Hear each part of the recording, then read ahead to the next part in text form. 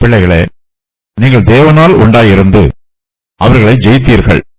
ஏனெனில் உலகத்தில் இருக்கிறவனிலும் உங்களில் இருக்கிறவர் பெரியவர். அவர்கள் உலகத்துக்குரியவர்கள். ஆகையால் உலகத்துக்கு உரியவைகளை பேசுகிறார்கள். உலகமும் அவர்களுக்கு செவி கொடுக்கும். நாங்கள் தேவனால் உண்டானவர்கள். தேவனை அறிந்தவன் எங்களுக்கு செவி கொடுக்கிறான். தேவனால் உண்டாயிராதவன் எங்களுக்கு செவி கொடுக்கிறதில்லை. இதனாலே சத்திய ஆவி என்னதென்றும் வஞ்சக ஆவி என்னதென்றும் அறிந்திருக்கிறோம். கள்ள தீர்க்கதரிசிகள் வஞ்சிக்கிற ஆவியினால் பேசுகிறார்கள்.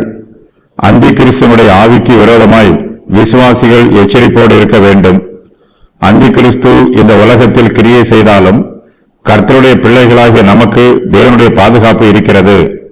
நாம் தேவனால் உண்டாயிருக்கிறவர்கள்.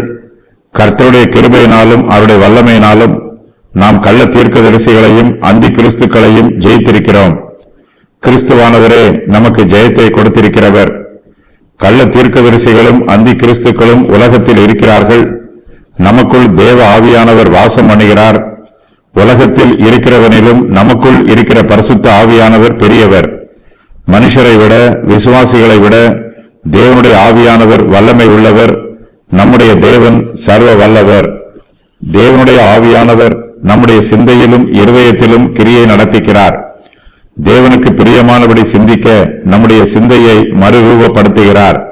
நம்முடைய சிந்தையை உருவாக்குகிறார். தேவ ஆவியானவருடைய கிரியையினால் நாம் பரலோகத்துக்கு ஏற்ற பிரகாரமாக சிந்திக்கிறோம். பரலோகத்திற்கு உரியவைகளை நாம் பேசுகிறோம். ஏனெனில் நாம் தேவனுக்கு உரியவர்கள். நாம் பரலோகத்திற்கு உரியவர்கள். கள்ள தீர்க்கதரிசிகளோ உலகத்திற்கு உரியவர்கள். அவர்கள் உலகத்திற்கு உரியவைகளை பேசுகிறார்கள். உலகத்துக்கு உரியவர்களிடம் பேசுகிறார்கள். உலகமும் அவர்களுக்கு செவி கொடுக்கிறது.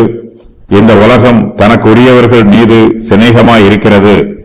தன்னை சிநேகிக்கிறவர்களை இந்த உலகம் தனக்கு சொந்தமாக்கிக் கொள்கிறது. கர்த்தருடைய பிள்ளைகளாகிய நாமோ இந்த உலகத்திற்கு உரியவர்கள் அல்ல. நாம் பரலோகத்திற்கு உரியவர்கள். உலக சிநேகம் தேவனுக்கு விரோதமான பகை. கர்த்தருடைய பிள்ளைகளாகிய நாம் தேவனால் உண்டானவர்கள். தேவனை அறிந்தவர்கள் நமக்கு செவி கொடுப்பார்கள்.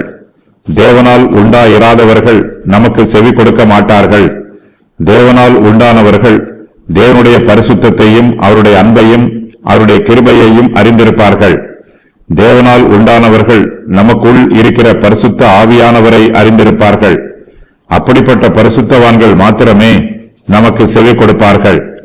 பரிசுத்த ஆவியானவர் நமக்குள் வாசமாயிருப்பதை அவர்கள் அறிந்திருப்பார்கள். தேவனால் உண்டானவர்கள் யார் என்பதையும் தேவனால் உண்டாயிராதவர்கள் யார் என்பதையும் நம்மால் வேறு பிரித்து பார்க்க முடியும். மனுஷருக்குள் எப்படிப்பட்ட ஆவி இருக்கிறது என்பதை நாம் காண வேண்டும். தேவனால் உண்டானவர்களிடத்தில் சத்திய ஆவியானவர் வாசம் பண்ணுகிறார். தேவனால் உண்டாயிராதவர்களிடத்தில் வஞ்சக ஆவி வாசம் பண்ணுகிறது. வஞ்சக ஆவி உடையவர்கள் கள்ள தீர்க்கதரிசிகளுக்கு செவி கொடுப்பார்கள். அவர்கள் மாம்சத்தில் வந்த இயேசு கிறிஸ்துவை அறிக்கை பண்ண மாட்டார்கள். தேவனால் உண்டாயிராதவர்கள் கள்ள தீர்க்கதரிசிகளின் உபதேசத்தை நம்புவார்கள். கள்ள தீர்க்கதரிசிகளின் ஆவி வஞ்சிக்கிற ஆவி. அவர்கள் உலகத்திற்கு உரியவர்களை வஞ்சித்து போடுவார்கள்.